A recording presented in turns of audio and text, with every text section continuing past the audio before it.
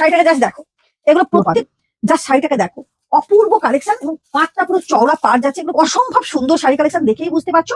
পুরো শাড়িটা তুতে কালারের উপর পাটটা আমি একটু হাইলাইট করবো, জাস্ট চরম লেভেলে পাট, এবং এটা যে যারা মানে এক্সক্লুসিভ কালেকশন পাচ্ছ, প্রত্যেকটা কিন্তু থাকছে 500 থেকে 700-র মধ্যে, কিন্তু এরকম সুন্দর স্ট্রাইকের উপর।